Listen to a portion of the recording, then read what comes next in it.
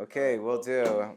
We'll get started. This is the second chabur on Sheimos Gittin. My plan is to spread this out over 3 chaburus. Obviously, there's so much to cover in terms of Sheimos Gittin. We're not going to cover everything. I'm just trying to touch upon specific topics and halacha l'maisa. Maybe in the last chabur I'll get to actual spellings of how we go about spelling different names. But here I'm mostly touching now upon the klalim as they're found in the Shulchan Aruch. So we mentioned last time that our practice amongst the Ashkenazim, this is where I got myself into a little bit of trouble with a Bezdin in Italy, that our practice is that we do not write b'chol shum, that we just write, like Rabbeinu Tam says, the idea of writing every single name doesn't mean you just write the words b'chol shum in every single name that the person has, but rather that you actually are supposed to write out specific names that the individual has. The only exception to this, so for the Ashkenazic practice, is the case of a meshumad, because we don't want to write the new name that the meshumad has adopted upon himself, has taken upon himself. So he's taken on the name Christopher, for example, to be his non-Jewish name. So we'll just write B'chol Shum and hint to it, and otherwise write the Jewish name that he was known by beforehand. It's compared by the poskim to the case that the Tosefta speaks about, which was in the materials in the first Babura, that if you have a ger, and everybody knows that the person is a convert, and that the convert had a previous name that was a non-Jewish name, that it would be okay to write that non-Jewish name as the individual's name, because people recognize that even if he's not called by that name right now, they know that he previously had that name. Some say that still is not, applicable if the name is Nishtaka Ligami. So you still have to be very careful about that, that if the name is completely out of use, and even his former colleagues and people at work and family members don't call him by that name anymore, so then probably you shouldn't write it, but otherwise it would be okay to write. And Kal V'chomer, that you can write the Shem Yisrael, which is a nicer, more honorable name of the person who became a Meshumad, even though he's not really using that name anymore. And here too you do have poskim who say that it should not be Nishtaka Ligami in such a case, and maybe even more so in this particular case. Now, nowadays we don't really have this issue of Shem Goyim so much, because there isn't really the same concern that when a person goes off the derech, so to speak, that they're going to take upon themselves a Shem Nochri, that this is their official Shem Gius, Goyus, that they're adopting as their non-Jewish name. People have non-Jewish names even if they happen to be Jewish. I mean, we have everything from Peter, Paul, and Mary within the Jewish community. I've had people come in front of us for Gittin who are Jewish, whose names were Paul, Matthew, Timothy, and it's interesting, in the Sefer Kobitz Al Yad by Rabbi Benyowitz, who of course is an esteemed Mesider Gittin in the Baltimore area. He took over from Rabbi Rodenberg. Rabbi Benyowitz tells a story of a convert whose name had been Christy. Christy is pretty entrenched in terms of a non-Jewish name. And when she converted, they said, you're going to have to drop that name and only use the Yiddish name that we're going to give you. And they gave her a Yiddish name, whatever it is. He doesn't tell us what it is. She started using it at the beginning, and her old friends from work still called her by her non-Jewish name. She didn't drop it at work because it would have been too awkward to suddenly go by a completely different name at work. But apparently the workplace practice that she maintained spilled over to her personal life, and eventually she was unfortunately Chazra L'Sura, and she just became completely Christy again, and she was no longer observant in any way. But it's not as if she went back to Christy in the sense of going back to Christianity. She just went back to nothing. She was a complete chilonis from the perspective of Yadus and from the perspective of everything else. So therefore, this also didn't really end up being the name that she specifically adopted to reflect the fact that she became an apostate. It was just the name that she previously had. So here as well, you have to understand what's the reason why we would avoid writing the non-Jewish name when a person becomes a Meshumad. Some say because of the fact that it's a Shem Goyim, and some say no, it's because of the fact that the individual specifically took on this name to associate themselves with the fact that they were apostatizing to another religion. So even if they were previously Yaakov, and now they took on the name Yosef, that was given to them by the missionaries as their official new Shem Notzrus, and that would be their name Yosef, and it's a perfectly Hebrew name. That would be problematic. That's what the Yeshua's Yaakov writes. So therefore, based on both of these reasons, it doesn't really even come up with somebody who, let's say, leaves the faith, that we would have to write B'chul Shum in order to avoid writing their Shem Nachris, because usually, number one, the names that people take upon themselves, whatever name they take upon themselves, it's not going to be specifically a Shem Nachri, because there's virtually no Shem Nachri that's not also a name that's used by some Jew somewhere, based on our experience. And number two, they're not taking upon this name specifically to identify with their new practices, or they're leaving the faith. If they did, obviously it would be a different story, but that's not our practice. Okay, now, since the Shulchan Aruch discusses what types of names that you write or you leave out in connection with a Meshuman or a Ben Meshuman when you're dealing with, let's say, the father's names and so forth. So later on, it's not in the early part of the Siman, but when you get all the way to Sif Chaf, there's more of a discussion regarding a ger, and our general practice is that we don't want to insult Avraham Avinu. So we'll write Ben Avraham Avinu or Bas Avraham Avinu, as the Shulchan Aruch writes, with respect to a ger, but not if it's going to be an insult, because of the fact that the ger is not really keeping up with frumkeit, with Jewish observance. Certainly if the person, like in the case of Christy, would have left the fold, so even though Rabbeinu wrote the name Christy, I don't think he was going to write the name Bas Avraham Avinu when she's no longer observant. The Chaim Misholem has this with respect to a mamzer. What do you write for the mamzer's father? You're not sure who exactly the father is in the case of the mamzer. We'll get to the case of Suffolk mamzer that Rabbi Willig alluded to earlier that we dealt with today. But it happens that there was a suggestion that was made to maybe write Ben Avraham Avinu.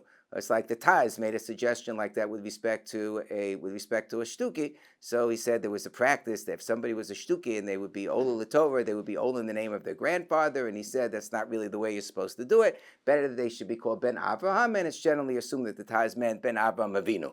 And others took great issue with the Taz about this because they're not a ger, so why should you write Ben Avraham Avinu? But there was such an idea. So Chaim Misholem says, because everyone's Ben Avraham, right? So therefore, the Chaim Misholem had the idea that maybe with a mamzer that's what you should write, but he said you can't do that because that's an insult to Avraham Avinu. So that's also the practice that's been adopted, that all the Sfarim say that if you have a ger who is no longer observant, instead of writing Ben Avraham Avinu, you should just write Hager or Hagioris. If you leave Avraham Avinu out of it, right? Just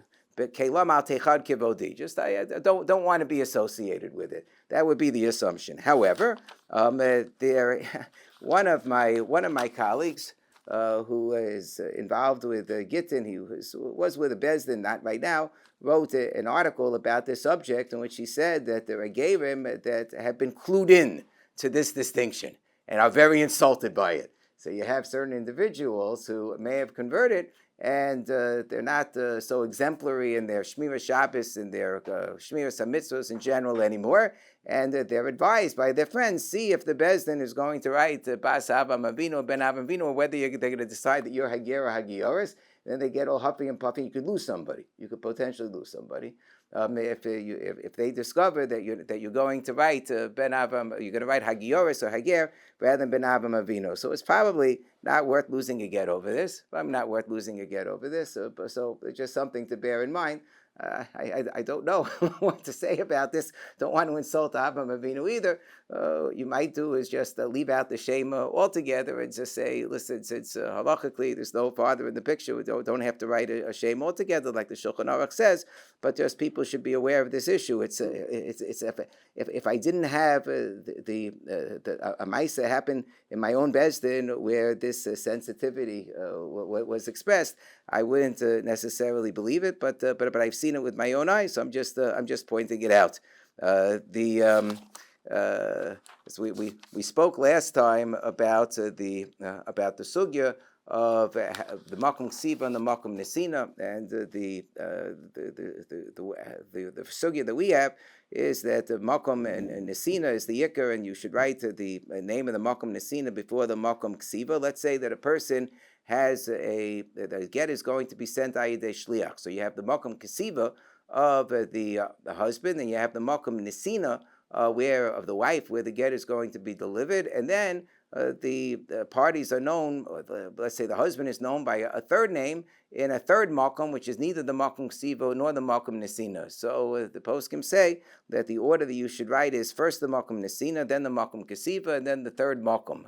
Some will say you should leave it out if it's not known in the makom ksiva, makom nesina, but we generally assume that we, like Rabbeinu Tam, that we want to write all of the names. But that should be the order. There's a Rivash that says, b'di'ever, the order is not miyake, but you should be familiar with this. So Rabbeinu in his Sefer has the following suggestion, that he says that just like we follow the makom nesina as kind of like the yikar in terms of the name going first and so forth, that maybe the way in which the names are spelled, and also whether we should say the miskeri or hamechune, because there are certain Batei Din that only separate between names with the miskeri, they never write hamechune, and others that write hamechune if it's separating between a Shem Kodesh and a Shem Chol, like the Ramah writes.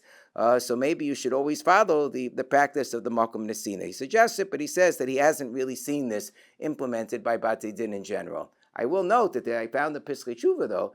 You know, you go through the Piskei Tshuva, so you'll find pretty much everything there. There's the Piskei Tshuva has something to say about everything.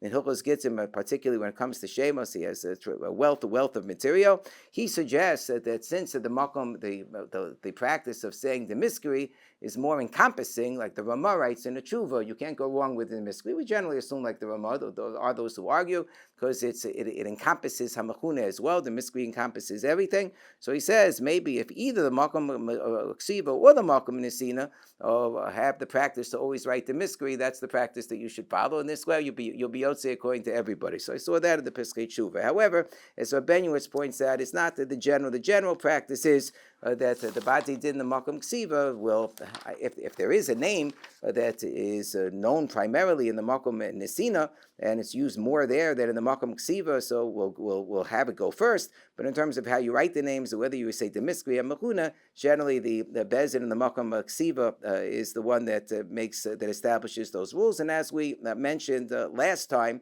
the reality is that the distinction between makom ksiva and makom nesina is not so pronounced nowadays, because most people are known by whatever names they're known by wherever they are. In the makom ksiva, where the get's written, where the get is delivered, and also we have telephones and Zooms, and people are just, it's not like they only exist in one place. If you're wherever you are, you exist all over. Whether it's a makom ksiva, makom nesina, I think that's one is important difference also that we have nowadays. It doesn't come up so much. So another important principle that I wanted to articulate is that eina ma'alin mishtaras the Gittin is what I would say. That you should not assume that just because you have a star in front of you from a ksuva that was written even by a qualified Orthodox rabbi, that the Sheimos that were written on the ksuva were correct. Very often we discover they were incorrect. They were done sloppily. They were relying upon a relative who didn't really pay so much attention to what the name was. You could even have the name of a father where they didn't ask the father what his name was, and they got the name wrong on the ksuva. So we find you cannot rely solely upon a ksuva, and you can't rely solely upon a previous get. It could be that the Masada Gittin who did a get for, whether it's a man or a woman who was previously married, wasn't as meticulous or in quite the way that you would want to be meticulous in terms of the names that they decided to write or the names that they decided to leave out. It could be that they decided that his name was not Nishtaka, that you would think would be Nishtaka according to Klali of the Hilchos Gittin, or that a name that they thought was Nishtaka is not really Nishtaka. They decided not to write a nickname that we think that you should write, etc., etc. So while you give a certain amount of deference and you can learn from the way that Sheimos were written in the previous get, you don't have to be completely bound by it. What if you come to across a previous get where you think they just got the name wrong altogether? They wrote Shmuel when they should have written Shimon or something like that. So you go back and rewrite the previous get and cast aspersions. Somebody got remarried from the previous get, and now you're writing a second get. So Rabbi Sinderovic has a rule that if there's a presumption for a qualified Masada Gittin, that the names made sense whenever the get was written. So that may be true. Certainly when you're dealing with whether a certain nickname is in use or whether a name was nishtaka or not. But I think that if clearly a name is 100% wrong, then you're going to be in more trouble. There's more room for the kulos b'di'evid, as we see in the Shulchan Aruch and in the poskim, when we discussed last time the sheet of the Bali Ita, the Avodas HaGirshuni, if there's a mistake that's made in a father's name, since you have the principle of Tosfos that if something didn't have to be written, like Makom Leda, you made a mistake in the Makom Leda, we don't write Makom Leda anymore, so then it's not going to disqualify. And others distinguish between the case of Makom Leda and the case of writing a father's name, with at least a Lechatchila to write the name, while the Makom Leda might not even be a Lechatchila. And also this is the ikka part of the identification of the person, so maybe it's not a perfect analogy, but nonetheless, since there are more kulos to rely upon when it comes to a father's name, since it's not the essence of the name, but it's just kind of like an additional siman, so if it's wrong, so sometimes we say that it's only a concern of a laz as opposed to a concern of a shinoi. What would be more of a concern of a laz alone, where there is that the name has something correct and something incorrect. You have the Piskei Tshuva talks about a case from the Chemda Shlomo where the person was mostly called Leib, and then for the main Hebrew name they wrote Aryeh, but maybe it really should have been Yehuda. It turns out in that case maybe Aryeh was correct anyway, but let's say it should have really been Yehuda. So people don't pay as much attention to the Shem Aliyah L'Torah that a person's called. Who's paying attention when somebody's called up to the Torah? The Gabayim, but most of the children, their minds are wandering. They don't even know who got the Aliyah. They don't even know who got the Aliyah. So they're not paying attention to what name the person's called up to the Torah. They know the nickname that they call the person on the street, whatever it happens to be. So they know this person is Leib. The father's name was Leib. So they know a lot of Leibs happen to be Aryeh. And a lot of Leibs happen to be Yehuda, so they know whether this Leib was an Aryeh, was a Yehuda. So it wrote in the get, Yehuda, Hamachuna Leib, and it should have said Aryeh. It should have said Yehuda Hamachuna Leib, and it said Aryeh Hamachuna Leib. But all they know is that this is Leib. The fellow's a Mechuna Leib. So the Chemda Shlomo said in that case there certainly is room to be Mekel. So you find a case like that. I had a case that was brought to me. A fellow was very distraught because he said that he didn't understand. He found a copy of a get from his grandfather. There wasn't too much at stake over here, fortunately. This was the grandfather's get after his grandfather and his grandmother already had all their children, and the grandfather went on and married somebody else. What does he care? That wasn't, he didn't come from that marriage, and it was the grandfather anyway, not the grandmother.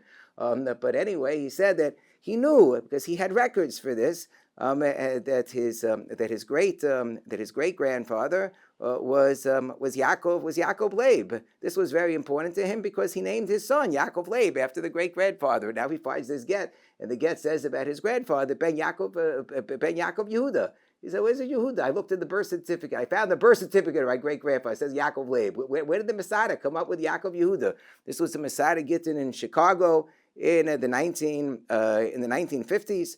Who wrote this get, and 1957. And I looked at the name and the Masada. It was a very well-respected Masada Gittin. This is before the Chicago Rabbinical Council was founded. That was 1960. So, it was the Wild West beforehand, whatever. But this was a very respected figure. I saw the name. And he wrote, yes, Yaakov Yehuda, Ben Yaakov Yehuda. But he wrote Ben Yaakov Yehuda, the Miskvi Yaakov, meaning the Miskvi Yaakov. Everybody knew this fellow as Yaakov. So Yaakov Yehuda is a reference to the name that he was called up to the Torah. So maybe he was called up to the Torah as Yaakov Yehuda. Maybe he was called up to the Torah as Yaakov Leib. So he wanted to know, just objectively speaking, is this get a kosher get? What he was really concerned about is if we could really trust that this is 100% accurate. So maybe he called his son by the wrong name, because he named his son Yaakov Leib. His son is already 30 years old or whatever, and he's concerned what's going on over here. How much should I infer from the get? So I say you don't have to infer so much. You know that your great grandfather's name was Yaakov Leib. You knew that your grandfather was still alive when you were naming your son, and he didn't say, "Oh, you got the wrong name, Yaakov Leib." It was intended to be named after your great grandfather. I said, I don't know what the thought process was. This was, you can assume, like Rabbi Sendrovik said, that the person's muksuk bekashrus, maybe there was some sort of a use of a Yaakov Yehuda, or maybe there was some sort of an inference that was drawn. Oh, Leib is the same thing as Yehuda. Who knows? That's not something that we would be comfortable with in terms of the kashrus of the get. Certainly the chatchila to say, oh, well, Leib, let's just turn it into Yehuda for purposes of the get, obviously. But you have the Chemda Shlomo as well. There's only the name of a parent, and it says that it has the kinoi. It has the Miskri Yaakov. It says that the main name that the person went by. So therefore, you have the Chemda Shlomo to rely upon as well. So in all of these cases, certainly you don't have to go crazy, even if this would have implicated a woman who had subsequently remarried and had children. You're not going to question the validity of the original get or of the children under those circumstances. Last time we had the get also. It wasn't the get. This is the Petur. I should say this is the Petur. When I refer to the get, I meant that this is the Petur, the Tu'udas Gerishin, and it's the get itself. The practice is sometimes in the conservative community, people want to see if we think that a particular get is valid, and the women send us the get, which is absolutely scandalous, because the practice is that the Gittin are not supposed to be released to the parties. What the parties receive is the Tu'udas Gerishin, is the Petur. And that's why you have a number of kulos, like we've mentioned, that since it's a common practice to tear up the get afterwards, at least make a rip in the get, so nobody's going to look at the get afterwards. So you don't have with those things that are concern of Allahs, that people are going to look at the get and see a problem. So you don't have that same concern nowadays. But then some of the posts can push back and say, yeah, but people are going to look at the Petur. People got to look at the Petur, but you can argue even though they'll look at the Petur it does not have this requirement per se that this is the document that effectuated the divorce. So it could be they weren't so meticulous in terms of how the names were written in the Petur that you can't passel necessarily based on a Petur. We had a case many years ago. You're saying maybe they got the Petur wrong, and it says Leib in the get. Exactly, that's also a possibility. And that's something. Rabbi Sinderovich had a case like that, where there was also a Chicago case. Well, yeah. The person had the get in his possession, but he just had the shtab tour, and he was that's the evidence that he had of how the get was written. He didn't have the physical get. In which case? In this case, he didn't have the get. He only had the Petur, and the get is nobody knows where the get is anymore. He only had the Petur. So it was another case, a Chicago case from 25 years ago or so, where Rabbi Zev Cohen Shlita wrote a letter to Rabbi Sendrovik Shlita about a case where they looked at the Petur for a particular woman who was getting married, and they saw that there was a name that was written incorrectly. So since it was written incorrectly, there was one letter that was written the wrong way, but to change the meaning of everything. So they decided and the original get, they went to the Masada. The Masada said, listen, if that's what it says in the Petur, it's probably how I wrote the get, but I don't have the get anymore. I don't know who the Masada was. That's what the Masada said. So they decided to do a new get. And the husband agreed to do a new get. So Shalom Yisrael. And the whole tshuva was about whether you need Havchan or Gimel Chadashim.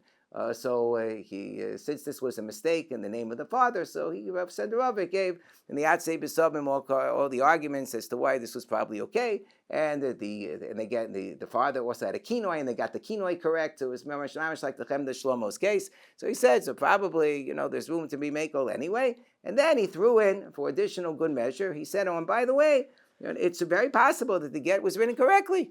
Like it could be that it was only one letter that was mistaken. I mean, here's not just, there's a difference between Leib and Yehuda, so I don't know, that's a little bit, more of a stretch. But he said, but here it was just a question of one letter. It could be, he didn't say what the letter was. and what the name was. But he said it's possible that letter was written correctly in the get, and it was just transcribed incorrectly in the Petur. And if you think that something like that never happens, so b'didi hava uvda. There have not been too many cases in the course of my career in the Beis Din world where I've needed to preside over rewriting a get because there was a mistake in the original get, because you go through tremendous lengths in order to prevent such a thing from ever becoming necessary because of the tremendous stakes that are involved. But I had a case where the man came to us and he insisted that his father's name was Shimshon. And even though we had reason to think that it was Shimon, he said, no, it's absolutely Shimshon. And you could take a look at the Petur from the first get that he did. And in fact, it said on the Petur of the previous one, it said Ben Shimshon. So he said, so this should be a good raya.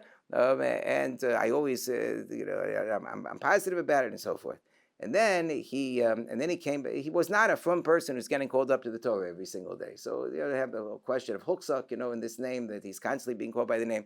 There's a question. We generally assume, not like the Avodas Hagusha, we generally assume like the Rosh that you can't just change your father's name at whim. That's not something that you have the ability to do. But in any event, it turned out he came back sheepishly after the get was completed and so forth. He said, I looked at some documentation, I asked some family members, and it turned out I was wrong, that it really was Shimon and it wasn't Shimshon. But what about the fact that the first get said Ben Shimshon? So did we make a mistake of the first get as well? Does that mean that we have to contact the woman from the first get? So I decided, you know what? We looked at the Petur, but we didn't look at the actual get because we always assume that the Petur coincides with the get. Let me pull out the get. And the get said Shimon. I have no idea why in the world that the Petur said Shimshon, but the get said Shimon. The get was written properly. But there was somehow it was the Petur was written more clumsily for whatever the reason.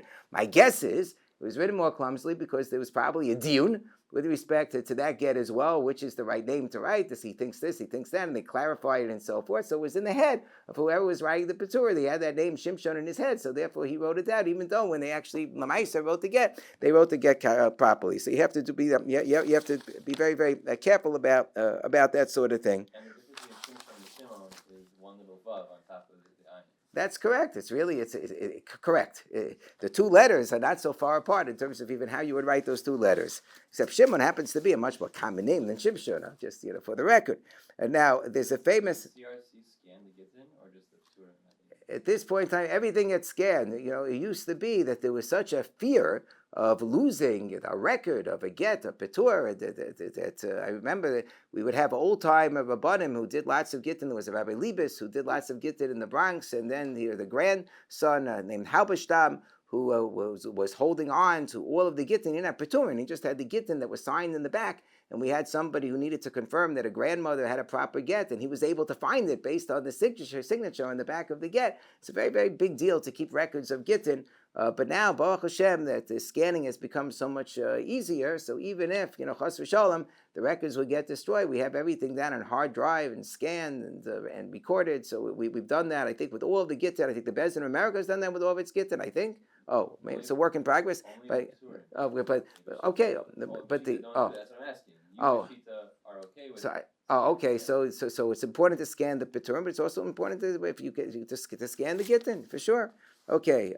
So certainly in this type, look, this is what I would call very much a milsad lo shchicha. This is a muta that you would have a situation like this. But the Maisa did come up. It's one of the very, very few cases where we actually redid it again. Fortunately, the parties were agreeable to it, and Baruch Hashem. It's scanned to a hard disk or into the cloud. And I'm just wondering, is there I don't know. We could get to the details. Whatever it's on, it's secure. I just wonder if there's concern about hackers. Yeah.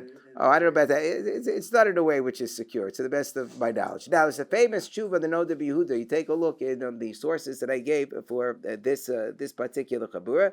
Famous tshuva, the Noda B'Yehuda, what he says that even though, as a general rule, it's not me'akev to write the names of the fathers, in a get, but nonetheless, he says that's only, and that's a sif test, of course, but that's only in the event that it's going to be miyad liyad from the Baal to the Isha. But if it's a get ayidei shliach, so then you're lacking something in terms of the muchach mitocho, because you no longer can say, based on the fact that you have Adam, that the husband gave this over, that we know that this was the husband and that it was given over by the right person, because now in this case it's being given over Ayidei Shliach. He has various proofs for that. Maybe two different shuvas of the Rosh that seem to contradict each other, where one he seems to hold that if the name is missing it's a problem, and the other says it's not a problem. So he says that clearly the difference is that the case where he said it was a problem to have omitted it was the case where it was Ayidei Shliach. However, so therefore says the Noda B'Yehuda that if you have a get that's given Ayidei Shliach and you leave out the father's name, so then the get could be absolutely no good. However, at the end, he points out, since we paskin like Rabbi Elazar, Eidim Mesira Karti, and according to Rabbi Elazar, you don't really, the Tosfos writes, you don't really need Muchach Mitocho, so it doesn't have to be self-evident from exactly the way that the names are written, that you must be able to identify clearly this person as opposed to that person, as long as you have a name identifying the individual. So therefore he says that even though he has a long tshuva in which he brings various rayos that maybe Apple PK, you need some sort of a muchak mitoko from the way that the get is written, but he says that since it's a shas atchak, and we paskin really completely like Rabbi Elazar, that if you didn't have Eidei Chasim altogether, only Eidei Mesira, it would be perfectly fine. So he says that nearly lahakab makab igud. So as a makab igud, you could be makel. So there's a question. You look in Moshe Feinstein in a tshuva in which he was writing about a peculiar case of a Bas Yisraelis Minochui, where the daughter in this case didn't have a Jewish father altogether. She only had a non-Jewish father, but she decided she wanted a Jewish father. What do you do if you only have a Jewish mother, not a Jewish father, and you really want to manufacture a Jewish father? So you make one up. So she made up a Jewish father. She decided she's going to have a make-believe Jewish father. His name is Yoshua. And she called herself the Bas Yoshua. The whole world, she held herself out as Bas Yoshua. It turned out Yoshua had some connection with whatever was the non-Jewish father's name. I'm guessing maybe it was Joshua. But anyway, it was she decided that she's got to call herself a Yoshua, and she got to get with that appellation of Bas Yoshua. And the question was, number one, was that get kosher? Number two, now she got the good fortune of getting remarried and of course getting divorced again. And the question is, what should you write in the second get? Should you write the second get differently from what you write in the one in the first get? So Rav Moshe said it's okay, since they really, when we talk about the Rosh and how you're not allowed to change your father's name, she didn't change her father's name. She didn't have a father, so she just manufactured a father. So that's okay. So the whole world knew her by this father's name, so she so it didn't say Hagioris, okay. But still, she was known as Bas Yoshua. So b'diavad, the first get was kosher. And then he said that with respect to the how you should write the get the second time around. So he says, well, the second time around we really should make it much more clear it would be best to write the mother's name, because the mother's name is really her halachic mother and her biological mother. Yoshua is a made-up person, or even if he's the Nachri, so you're not really supposed to write the Nachri's name as the father. He said, okay, but he really is the father, so if Yoshua is really approximation of Joshua or whatever his English name was, he said, maybe you can get away with that, b'diavad. But the chatchila, of course, a way that we paskin is that whenever we have a person who has a Jewish mother and no Jewish father, so we always write the Jewish mother's name. Normally you only write the father's name, but then you write the mother's name. That's our practice. So we write the mother's name. In Eretz Yisrael, they don't necessarily always have this practice. Some just write nothing. That's what Basri writes. But our practice is that we write the mother's name. The Pesach Tshuva points out that's only if the mother doesn't have a name that sounds like a man. As a name that sounds like a man, like Simcha, for example. So then he says, you can leave it out. Then you should leave it out. Or Rabbi Benuis has a great suggestion. If it's something like Simcha, so right. Let's say it's a fellow who has a Jewish mother and not a Jewish father, and the Jewish mother's name is Simcha, and the Simcha's father's name is Yosef. So you can write, let's say this fellow is Yoshua, so say Yoshua ben Simcha Bas Yosef. He says, why not do that? Because then from the words Bas Yosef, you could be Mishalish. Then it's pretty clear that you're talking about a woman as opposed to a man. He said, I think it's a very good svara. So that's his suggestion. No reason you shouldn't be able to do that. So anyway. Well, some have that as well. So if you take Rav Moshe also would sometimes felt you could make a little bit of a narrative. So he says that you could write that this woman then Bas her mother's name, And then you could throw in Shechazika Atzma B'Shem Bas Yehoshua, that she was Maxik herself as Bas Yehoshua. Of course, then you have the separate question of who's Maxik herself as Bas Yehoshua, the mother or the daughter. And there you have a little bit of a literature as well about if it's muchach, that there's no reason why you should go into such a long narrative about how the mother is Maxika herself. Like, who cares how the mother, we don't generally write the third generation, so if it's Maxika Atzma, Shebeshem Bas Yehoshua is obviously going on the daughter. If it's very clear that the appellation at the end is very clear, is going on the child, so then we're not worried about the people misinterpreting it in that situation. It's like Shoab and Kish Melech Yisrael. So nobody's going to think Kish was the Melech Yisrael because you just take out another. You read Sefer Shmuel, so you know that Shoab was the one who was Melech Yisrael. So they say that's the justification. Although it's not such a bad kasha. I mean, it's a good teretz, but it's not such a bad kasha. I mean, Shechazik Asma Shei Bas Yehoshua. I mean, I could see somebody saying maybe it's going on the mother, but okay. Anyway, so that's what Moshe suggests would be the good thing to write, but. In the course of his discussion about this, he says that in the event, he says, I don't like the idea of writing only her name without writing her mother's name or this make-believe father Yehoshua. He says that would not be good to simply write her name alone. Why? I already wrote in my Sefer on HaEzer, I don't know which one he's referring to, she was Manenu, She'ein Kosen She Makom Adira, that since nowadays we don't write the Makom Adira, and therefore we don't have a clear way of identifying people, but in terms of their birthplace, Shalchein Begittin, I'm sorry, in terms of the place where they live, Shalchein Begittin Ayidei Shliach Ein Kosvin She Makom Al Ha'isha, Paso Below Hisker She Mavia.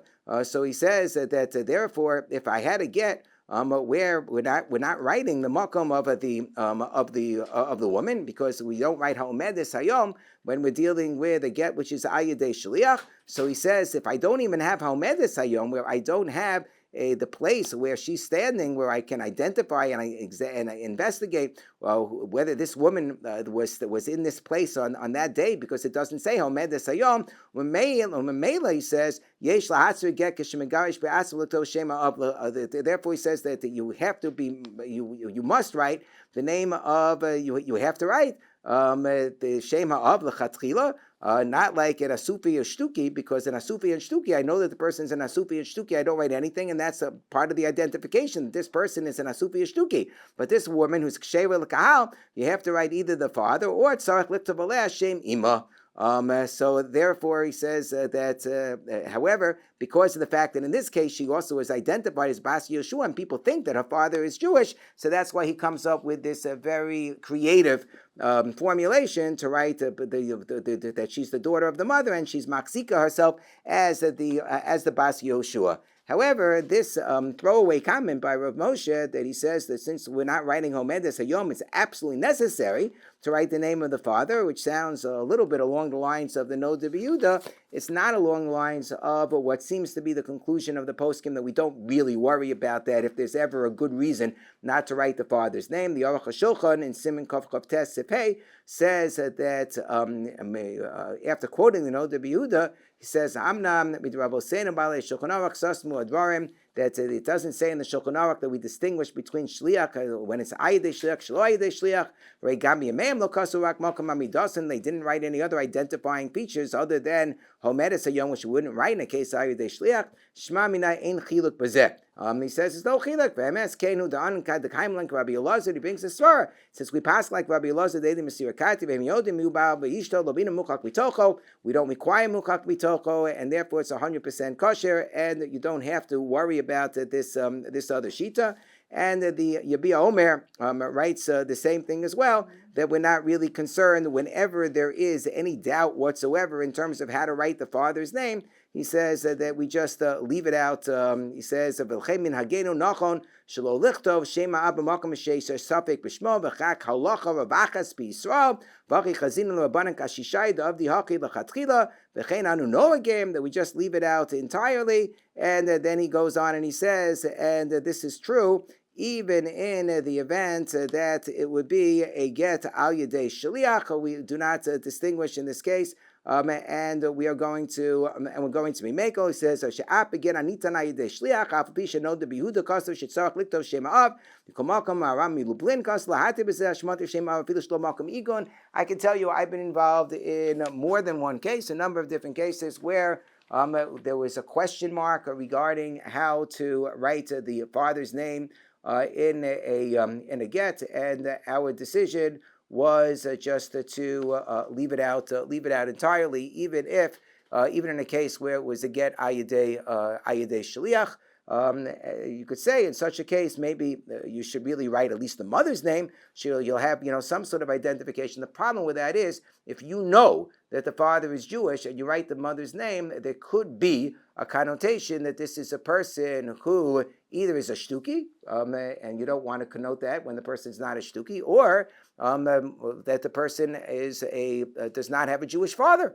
Because the general practice, the most common case where we write the mother's name is when there is no Jewish father. And you don't want to convey the impression, because that also could be like Mexi Kashikra, that it looks like you're being Mishan and the shame, when you're essentially conveying the impression that the person does not have a Jewish father when they really do have a Jewish father. So therefore, sometimes it's just best to leave the name out altogether. Of course, if you know, like let's say the father's main Shem Kodesh is murky, they go to use it, but it's not clear exactly how to write it or what it is 100%. You can't get a hold of them, but you know what their kinoi is. So then, in such a case, it's certainly perfectly fine to write, the kinoi chanicha shekol kohen bo is not for sure lechatchila when it comes to a father. But let's say you don't know anything, that there's something murky about it. So then you would leave it out under those circumstances, even in the event that it is a get ayidei shliach, and that is the general practice. We had a case where there was a fellow who was a ma'agen for a long period of time,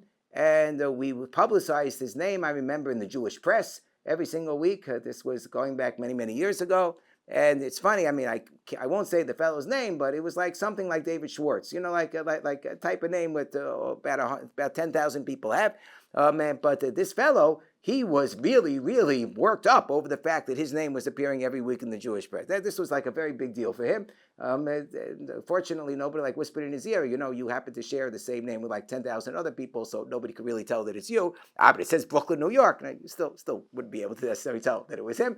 But nonetheless, finally he relented. He was a very difficult person. But we didn't trust him as far as, we could really, assess based on our previous interactions with him in terms of his telling us what his father's name was. And this was a situation where, because of the emotional distance between himself and his wife and all of the recriminations between them, there was no way in the world he was going to give a get miyad liyad. So we could only do a get ayidei shliach. That was the only possibility. But we couldn't trust him in terms of what his father's name was. Who knows who his father was altogether? There was one year he called me up. We were about to schedule the get, and he said, "I'm sorry that I realized I'm not going to be able to do it. Something terrible just happened." I said, "What happened?" He said, "Oh, his father just died." I said, "Oh, it's terrible." I gave him nechama and sudachumin. His father just died. Of course, we understand. He says, afterwards I'll reschedule. And then we didn't hear from him for a number of months. We worked on him again. And then about a year later, he called me up again and said, "I'm sorry, I need to take a break right now. I can't do it." I said, "What happened?" He said, "My father just died." I said, "How many fathers do you have?" That already happened a year ago. So then we realized that he wasn't so trustworthy necessarily. So I certainly wouldn't trust him with respect to his father's name. Say it happens, he had a name that sounded very much like Kohen. That could be any number of different names, but a few names that fall into that category. But happened he had such a name, and he claimed to be a Kohen, but we didn't trust him about that either. So we just had one name, the Chanicha Shekol Kohen Bo, that we wanted to use. But b'diavad, that's good enough. And as Rav Henkin would write, when you have a shas adchak shas igun situation, a b'diavad is lechatchila. Better to write a b'diavad get lechatchila than to write a get that could be puzzle, according to at least certain deos. So therefore, in that case, even though it was a get ayidei shliach, we did not write anything other than his name. Now it happens that the Olei Shem throws in another consideration, which I have used, which is it wasn't applicable in this particular fellow's case because we only wrote one name.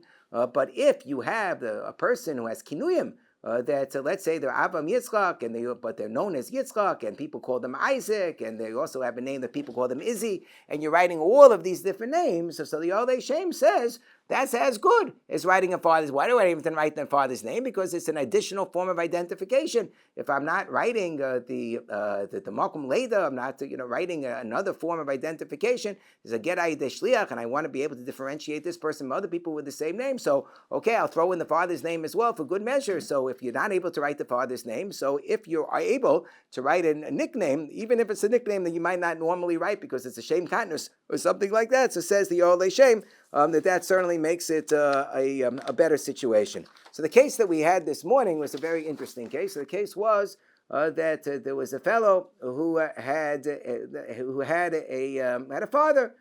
Good, he had a father who raised him, and when he's called up, he's Ol Torah. So he always gets called up by the name of his father, and everything is fine and good. It happens. Let's say you have a stepfather. Say you have a stepfather. So then there's a whole discussion in the poskim. Is it okay to write the stepfather? Sam Sofer says here's a Ramah, if you wrote in a star, the stepfather, but everybody knew that considered this person to be the father because the son, the adopted son, is Huxak himself as being raised by this individual. So you write the father's name, it's still good. It's going to be kosher. But Moshe Feinstein has a tshuva in which he paskins that way, that if you wrote the stepfather's name as the father, you didn't even write that this was a stepfather, it would be kosher. The Ramban says this about V'shem Bas Asher Sorach, right? That Asher had a daughter Serach, and she was raised according to the Medrash by Asher, but she was but the father of Serach was actually a different man who had her with Asher's wife before Asher married her. So it says the Ramban. So we see that, and the Gemara has other examples with respect to Merav and Michal and Bati and Moshe. That if you raise an individual, so you're considered to be like the mother or the father, and therefore certainly b'di'evad that would be okay.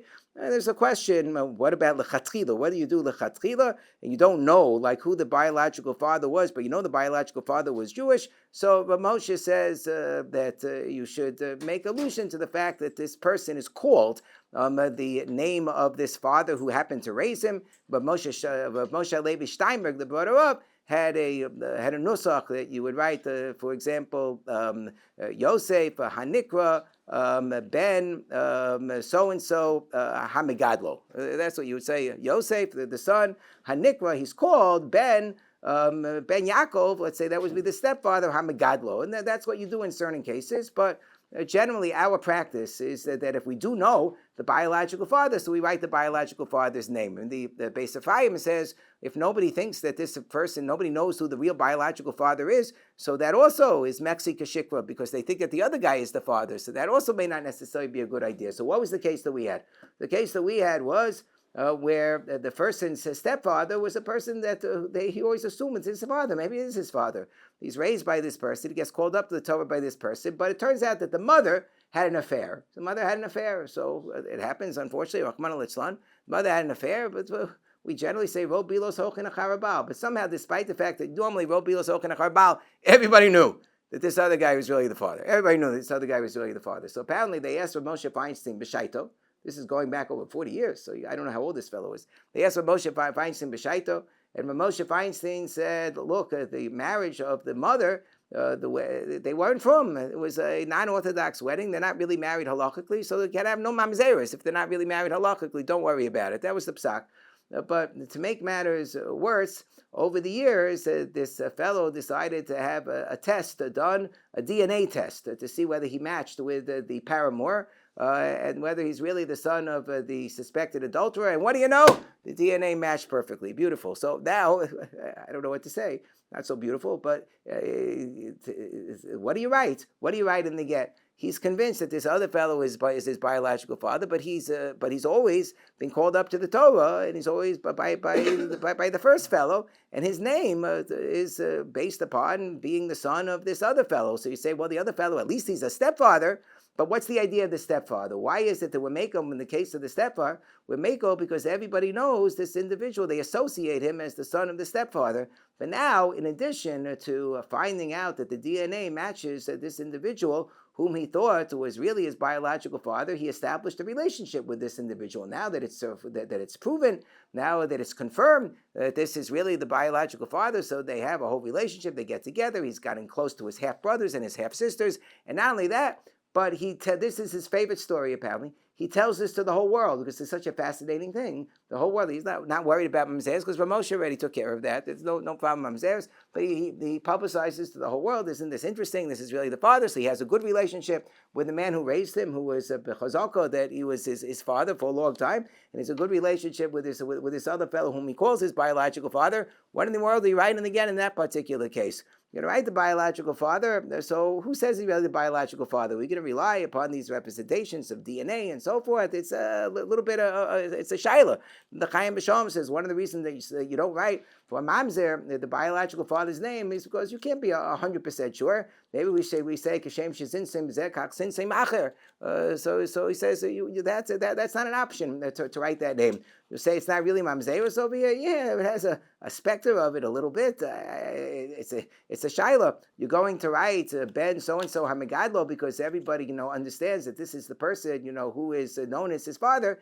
Yeah, but he's also like making a big deal, publicizing that this other fellow is his father. So in this particular case, we decided just.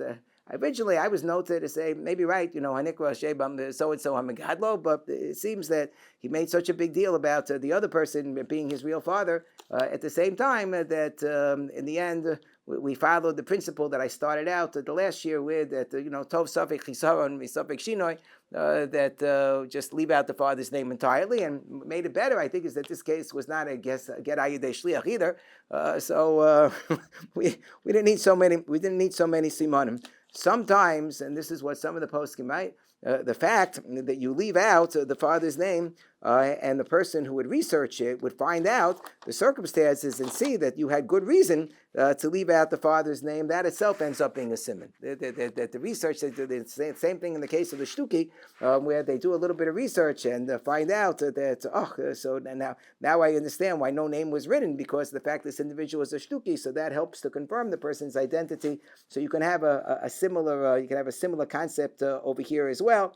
And that's something that you find the Ein Yitzchak has that svara. The Otzar Poskim quotes the Ein Yitzchak with that svara. People will do their research. I saw that the Otzar Poskim quotes another sefer that says, I have another idea of what to write. If you are not sure, that you don't know what the father's name really is, just write Ben Peli. This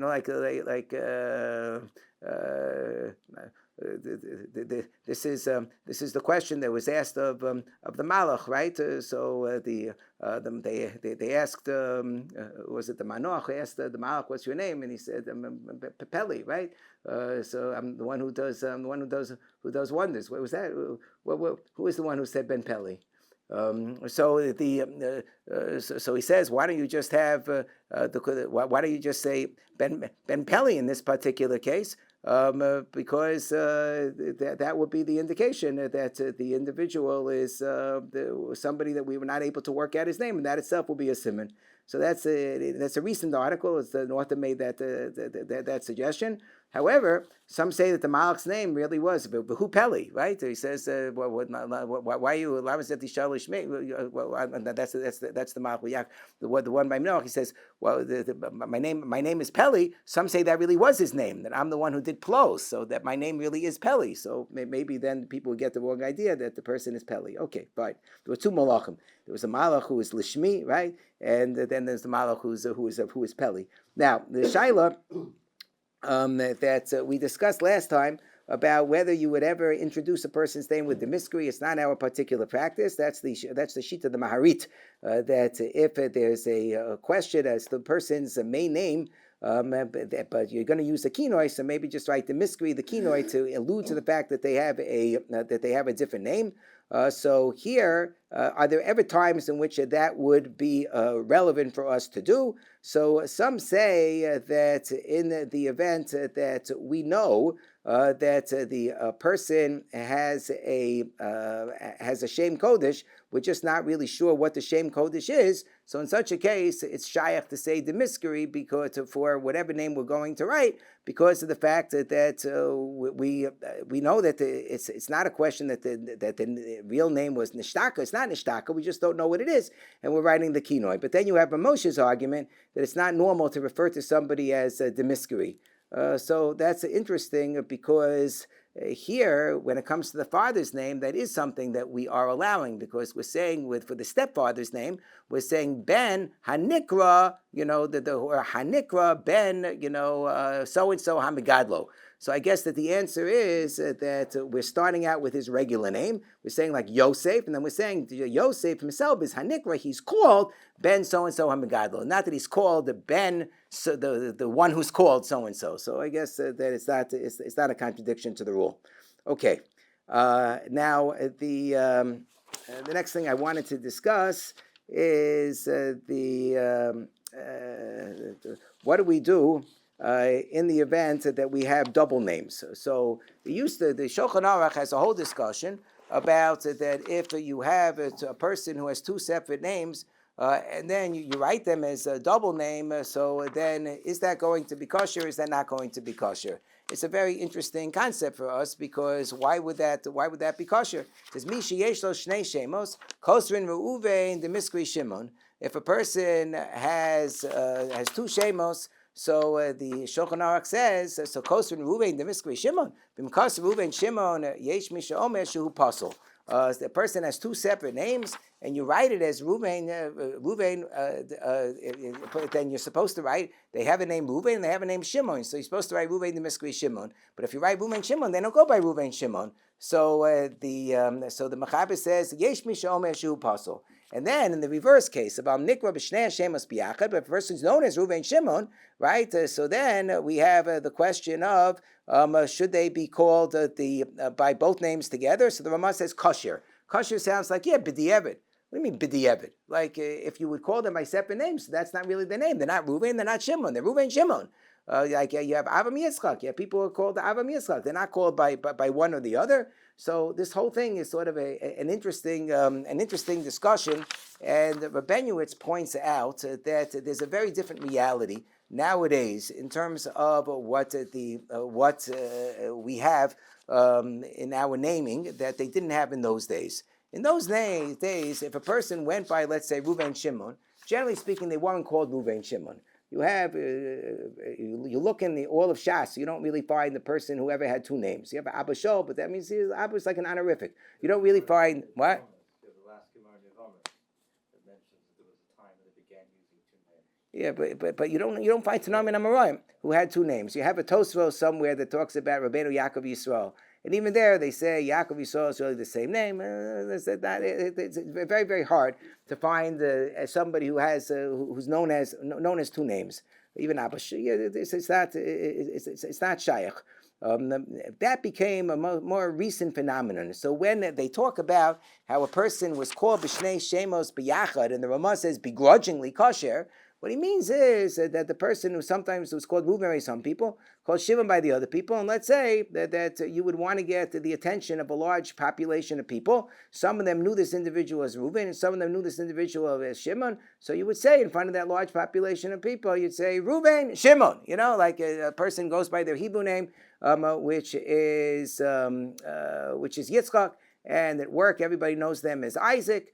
Because they work with a bunch of non-Jews or whatever, and now everybody's coming together for Simcha. Rabbi Benuitz has this example. So he says, you want to catch everybody's attention, say, we're here together today to celebrate the Simcha of Yitzchak, Isaac, So some people know him as Yitzchak, some people know him as Isaac. He says, that's what the Ramah is talking about. That's why we say that since sometimes the person, you're going to put the two names together, it's kosher. But in our situation nowadays, we really have names that go together. My son Yudidov Yosef Chaim, for example. So it's true that they're sometimes called by their first names alone, but the idea is that they're not called by Yosef Chaim's not called Chaim, and Yehuda is not called Dov. So let's say I would say Yehuda the Miskri Dov or Yosef the Miskri Chaim. That would be completely wrong. It would be completely inaccurate.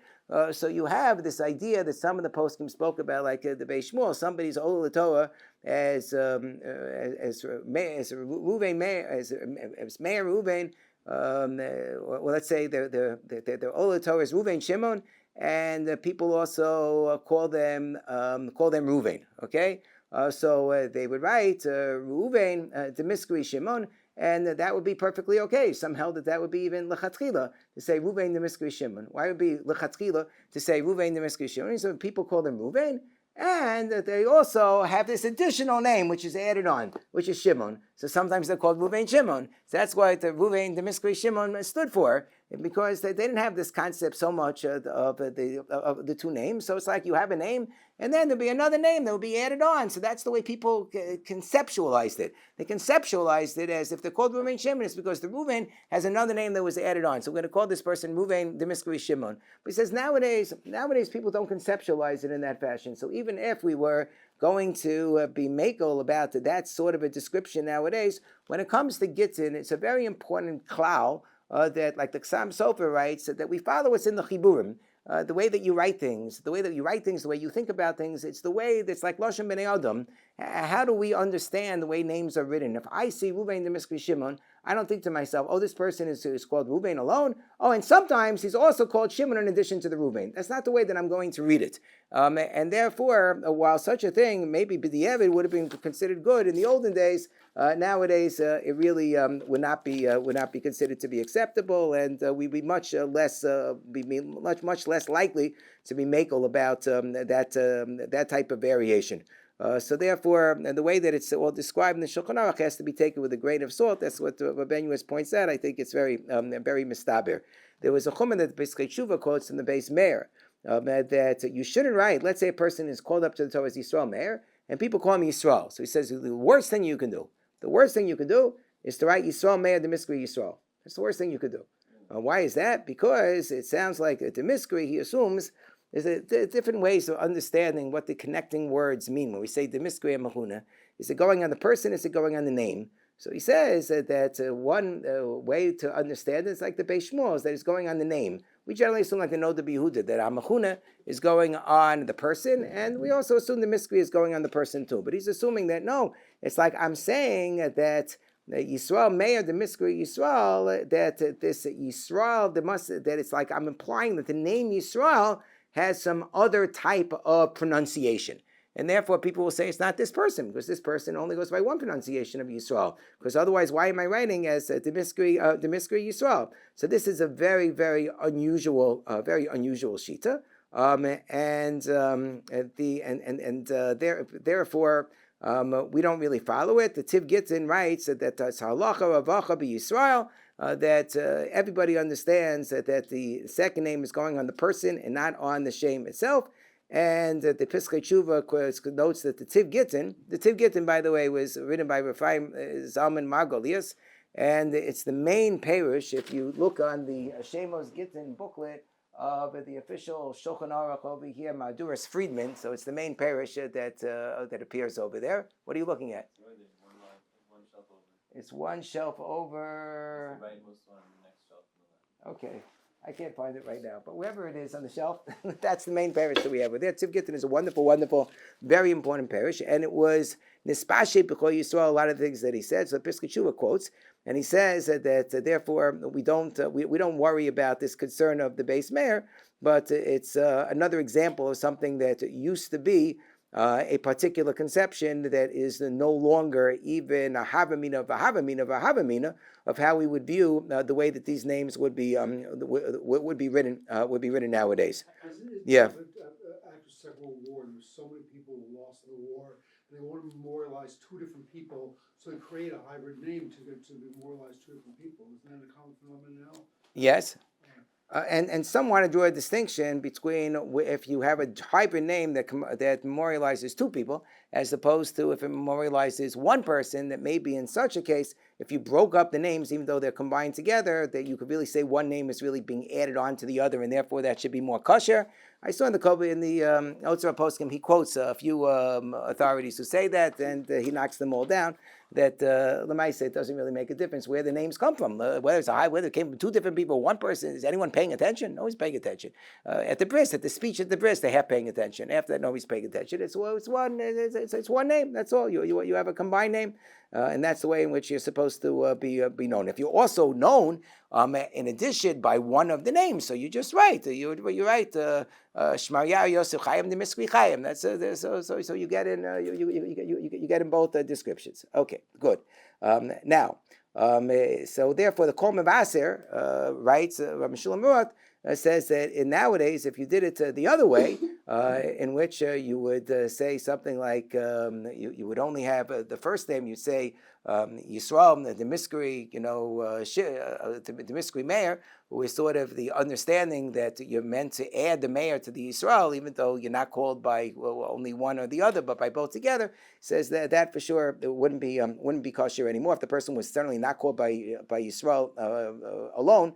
That would not be a kosher get, the way that we would read it and understand it nowadays. Okay, and now, 1 second. Yeah. How does a base mayor make sense when the two names are related? I mean, you saw the Miskri mayor, you're not going to mistake you saw the mayor.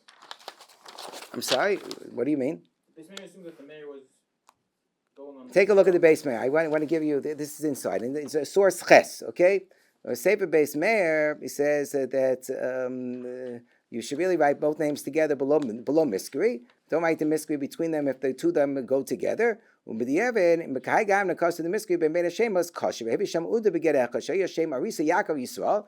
the case where the person's name was Yaakov Yisrael. The person's old Torah is Yaakov Yisrael. If he call, but what do people call him? They call Rak Yisrael. The person is only called Yisrael. V'sida Moreh Echad Yaakov the Yisrael. So therefore, there was one Masada Gittin who must have been trained by us, right? And he wrote in the get Yaakov Yisrael the Miskri Yisrael. Can you imagine a chutzpah? The person's called the Torah Yaakov Yisrael, and people call him Yisrael. So what did he write in the get? Yaakov Yisrael the Miskri Yisrael. Lo kiblu zed Rabbanim. But you read Papta. So the Rabbanim in this border town, port town, Papta said that's it. No, we're not giving this. Get over. This is terrible. This is terrible. Because of Sham Nafil b'di'evet yesh lifso. He says even b'di'evet that should be possible. B'di'evet, can you believe this? Because it sounds like when you have this name of Yaakov, we say Yaakov Yisrael to Miskri Yisrael, that there's some difference in the way that Yisrael is pronounced. By doing it, the Shino Hashem.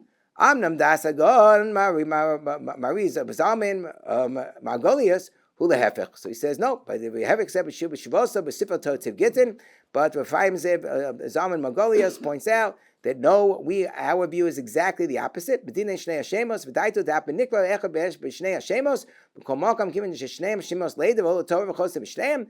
That even if the person is generally called by one of the names, if he's Ola Torah in both of the names, Kon Ruvain Shimon Nikra b'Fiko Rak Ruvain, Yimikta Ruvain the Miskri Shimon. If you're going to write Ruvain the Miskri Shimon, which is the example that I'm giving, right? Because then you're reading it like, oh, he's generally called Ruvain, but we also, so a lot of people, when he called up to the Torah, they add on the name Shimon. You do that, you want to know whether it's l'chatchila good. Now it's not l'chatchila good, it's not even b'di'evet good. It's possible. Lo nikra Shimon chud me'olam. Shimon nikra Ruvain, Shimon, l'farish l'miskri gam Shimon tziruf, and to explain that Shimon means that it's an add-on to Ruvain, and Ruvain ain't a lashon sovel kain. He says that is not the way in which we read the words, right?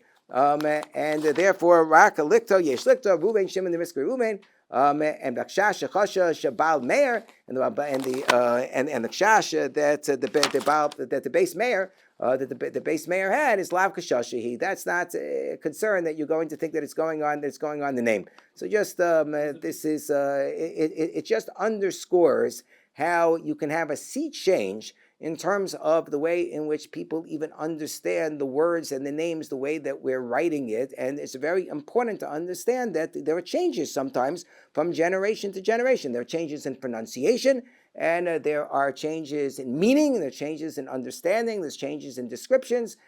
So this is something that you have to be very cognizant of, because something that may have been kosher l'chatchila at one point in time becomes possible b'di'evet at another point in time, and vice versa.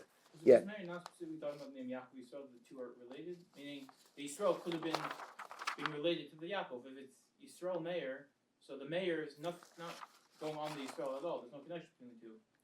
He's saying that the mystery is because the Yisrael could be interpreted as the Yaakov. You're saying is the case that he had was a Yaakov Yisrael case. You could assume the Yisrael was adjusting the Yaakov. If it's Yisrael Meir's not going on Yisrael. They don't do with each other.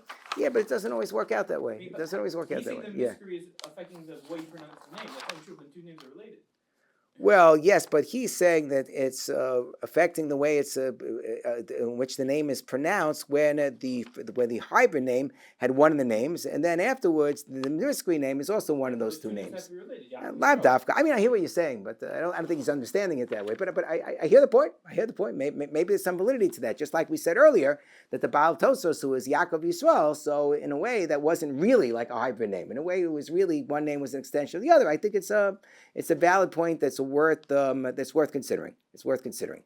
Okay, now the Ramah writes that when you have the person who is a Kohen, so that should be at the very end of all of the demyskeries, right? Because that's what he says. If I have a person who's known as Reuven, they're also known as Shimon, so then you say that, and the person is also known by Levi, so you write Reuven the mystery, Shimon the mystery, Levi, HaKohen. That's what the Ramah writes basically in Sib Zion. I once asked Rav Gedalia Dov Schwartz about this because, sometimes we have a person who's a Kohen or Levi, and they have a lot of the mysteries, and they have a lot of kinuyim, because with the Hebrew name, everything is the mystery, it's connected to the mystery, like the Ramah writes, and if it's a Lashon Laz, so then it gets separated by Hamachuna. Unlike some of the earlier poskim, we don't go back and forth. We don't say, that we'll say the Hamachuna is the one that they're called more, and then they're called more, the person's name is Yitzchak. And they're mostly called, they're Yitzchak Yisrael, and they're mostly called Isaac, but then there are also people who call them Yisrael. So we're not going to do, what did I say? Yitzchak, what was the first name I gave? Yitzchak Yisrael. So I'm not going to say Yitzchak Yisrael, Hamachuna Isaac, the Demiskri Yisrael, because we go with all the Demiskris on one plane first. So we'll say Yitzchak Yisrael, Demiskri Yisrael, Hamachuna Isaac. That's the way that we'll generally do it. But then the question is, where do I put in the HaKohen? Do I put in the HaKohen at the person's Ola L'Torah only as Yitzchak Yisrael? He's not Ola L'Torah as Yisrael. He's not Ola L'Torah as Isaac. So the Ramah says, you put the HaKohen after the end of all of the Demiskris. You look in the Piskei Tshuva in Sif, it's the last source that I have on the sheet for today. So he says that you should write the HaKohen basically after the name in which the person is actually called Kohen. He says that take a look. Says V'atam lo yomu shekinuyehu kohen meino kohen be'emes. Well, the miskri leka shash the yomu the miskri kach the ha be'emes miskri kach v'yem say v'get mekusher. Mashik who writes as follows: Mashik kosus dim kosin the miskri kosin kohen achad the miskri. So that which the Ramah wrote, that if you have a bunch of the miskris, you write kohen after all them. Einu mechuver reinai. Lefi mashitarsu achonu lahaktim Hashem she'ola sefer Torah u'the miskri al kriya sa'olam. That since the person who is Ola Sefer Torah, when that's their main name, and when you say Demiskri, that's what people call them. So Imkain Ola Sefer Torah Shem Sadya. If we call Yeshaya, Shadin Lahaktim Shem Sadya. So let's say a person is Ola Sadya HaKohen, and people call them Yeshaya. Niktov Demiskri Yeshaya Kohen. If you're going to write Yeshaya Kohen, give them the Sheksivas Demiskri Akriyas Ha'olam. Since the word Demiskri means what they're actually called, that's why the most poskim say that you can't say Demiskri on a Shem Chasima, because they're not called a Shem Chasima, it's only their signature name. Imkain Nira Shenikra B'fi called Yeshaya Kohen. So then it would sound like the person is actually called Yeshaya Kohen. And therefore, if the person is only called Yeshaya, so then it's going to be a Shinoi if you say Yeshaya Kohen. Therefore, do not wait until the end of the Demiskris to write a Kohen. Write a Kohen right after the name in which the person is Ola Torah. Unless people call him, hey, Yeshaya Kohen. Sha'az, like we have in our shul, there's a fellow named Jack. And everybody calls him, hey, Jack the Cohen. That's what he's called. He's called Jack the Cohen. Okay, so it'd be a different story. Hopefully, I don't think he's married. But then with him, Taka will be Jack the Cohen. So in most cases, people are Ola L'Torah, basically by in the name, their full name, followed by HaKohen. But when they shorten it to only one name, that one name generally does not get HaKohen after it. And therefore, in most cases, when I'm going to have a person with like all these demiskries, like my case of the Yitzchak Yisrael, demiskri Yisrael, the fellow was a Kohen, it's generally we're going to write Yitzchak Yisrael HaKohen, demiskri Yisrael, unless people actually say Yisrael HaKohen. So that's the practice that we follow in the Beis Din of America. That's our practice that we currently follow at the CRC as well. But there are places that do follow the practice, which seems to be the Pashup shot of the Ramah, that you just write a coin at the end of all of the mysteries. I mean, what do you do in a case where a person's not all the Torah, but you're 100% sure that he's a Kohen? He's not all the Torah. You know that he's a Kohen because his father is very flum, and his father is Ola Torah all the time. But this fellow, he's off the derech. Whatever he has him gotten, his name is completely neshtaka. Say the father doesn't even make mishaberach, so he's giving up on him, whatever. So his Hebrew name is completely completely neshtaka, and he's Kenneth, the Miskri Ken, the Miskri Kenny. What do you put in the HaKohen? So there, Mistami, you follow the Ramah, because it doesn't make more sense to say Kenneth HaKohen than to say Kenny HaKohen. So it's Kenneth, the Miskri Ken, the Miskri Kenny, HaKohen. He happens to be HaKohen. So I think in that case, that's what you would write. I'll be pashtus. What? I can't just rely on the idea that the Kohen would be going on the father, like Chol ben Kohen. Okay, you're right. Inachinami. We skip a generation. Let's say that this fellow, who's the father of the guy who's who's getting divorced, is somebody who never uses his Hebrew name. 100%. That's an easier case. You're right. That's probably the example I should give. The father never uses his Hebrew. We know the son uses it all the time. He's and he uses his Hebrew name and all that. But whatever. Okay. That's so. But let's say we wouldn't be using it for the father. Let's say we wouldn't be using it for the son or the father. We know that the grandfather uses his Hebrew name all the time. Okay. All right, but you could conceivably have situations like that. You're right. It's not going to come up most of the time. Most of the time, when you're writing a Kohen, it's because somebody there is firm enough that you trust the fact that they're really a Kohen. Because otherwise, there's a reason to be suspicious of somebody who's not firm. But usually there's going to be a Hebrew name in the mix. But you could have situations where you're not going to have a Hebrew name in the mix. Okay, fine. Now.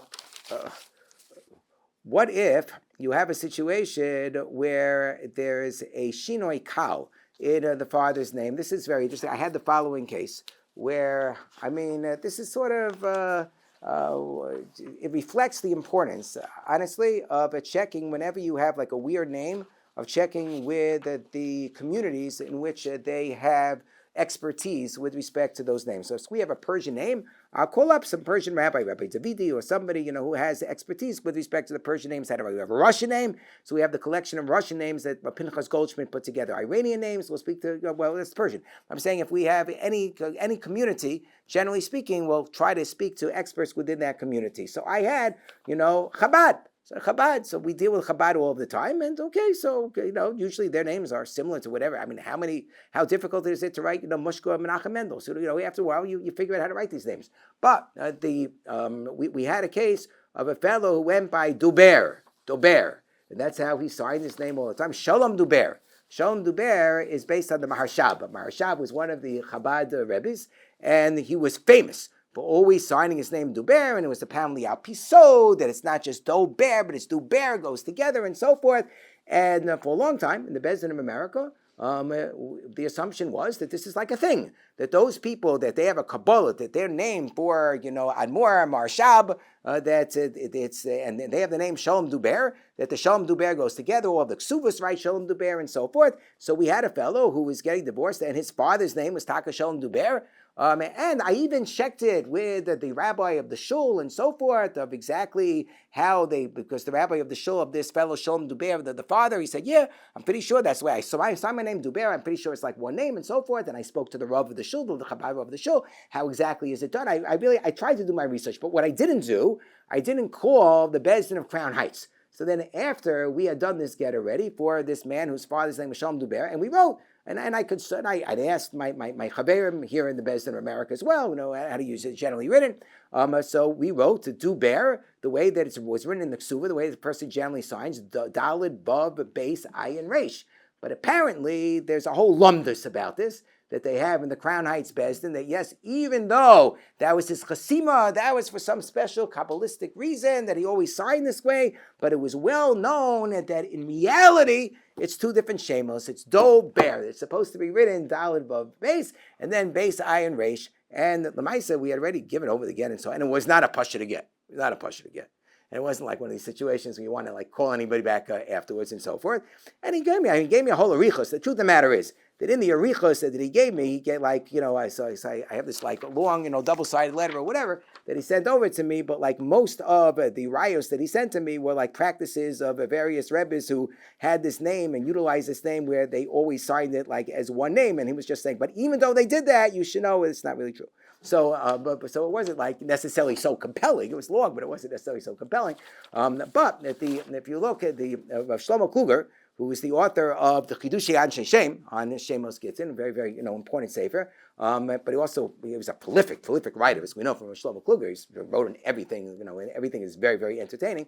But one of the klolim that Shlomo Kluger has, which I think that I included, I have it in source Zion in the materials, is that certainly when you're dealing with a father's name, so one of which where anyway you have the Avodas HaGershuni and you have the Bala Iter and you have all these other considerations. You don't really have to write it all together.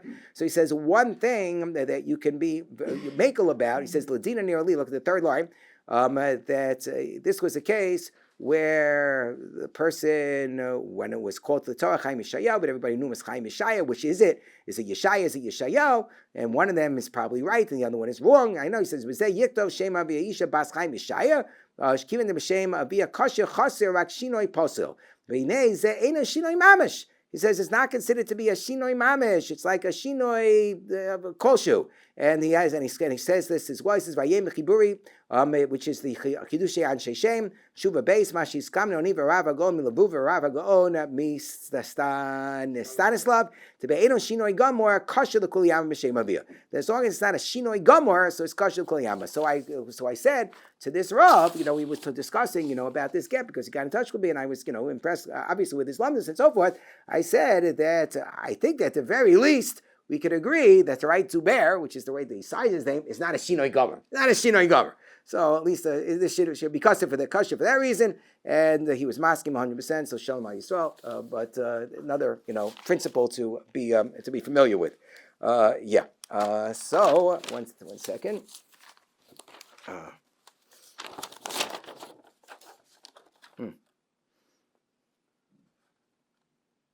Now, what if the names were reversed? What if the names were reversed? This is another case that is discussed in the poskim. Like the person's name is Avram Yitzchak, and you wrote Yitzchak Avram instead. This actually comes up because we had a case, I remember in the Bezdin, where the Ksuva had the name in one direction, and then the person insisted that the Rav, who was the Masada Kedushin, wrote it in the reverse direction, and that we needed to switch around the names. And that's something that we were very, very nervous about, obviously. Is there any argument to say that maybe in such a case, since you got both names anyway, so maybe that's okay? So the Yeshuas Yaakov, who's quoted a lot by the Brisker Jew, he says, well, sometimes people reverse names.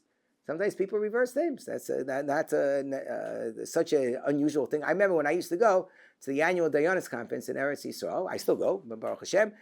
So one of the speakers every single year at the conference, one of the most prominent speakers at the conference was Razar Menachem Goldberg. And every single year, I kid you not, I have no idea why this would be, but every year, you figure they correct it, but every year he had a place card that they would put in front of him. I mean, this is Razar Menachem Goldberg, like one of the biggest Gedolei Yisrael, who was speaking at the conference, and every single year it would say Nechemia Zarman Goldberg. Every single year, his place card would say, so I guess it's true. Sometimes people reverse names. I don't know. I do it so also. I'm never 100% sure. Sometimes I quote various people. Is it Yaakov Yeshaya Blau, Yeshaya Yaakov Blau? I don't remember. Sometimes so there is such a thing. It's like reversing names. Yechiel Yaakov Weinberg, Yaakov Yechiel. Whatever. So people do sometimes reverse names because they just don't remember on the spur of the moment which one is it.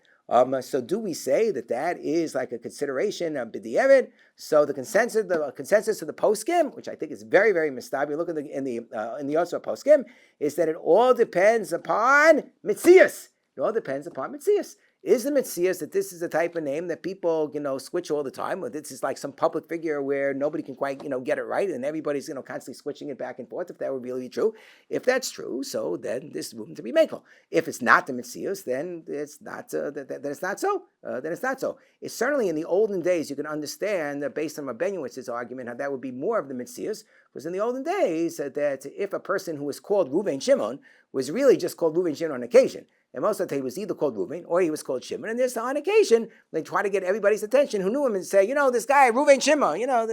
Sometimes Reuven, sometimes Shimon. So just like you could say Reuven Shimon to catch both of his names, you could also say Shimon Reuven. You're saying like, or you want to say the Hebrew name and the English name, and you say Yitzchak, Isaac, Yitzchak. And you're trying to tell everybody, how that this is the person, regardless of how they know him. So then it might be more common to switch names. I think that nowadays, in general, it's less common that people switch the names. But in every single case, obviously, it would have to be dependent upon the Metzios. Okay, I think that probably we can leave the rest of what I prepared for today for next time. I think we're trying to keep it about an hour and a half.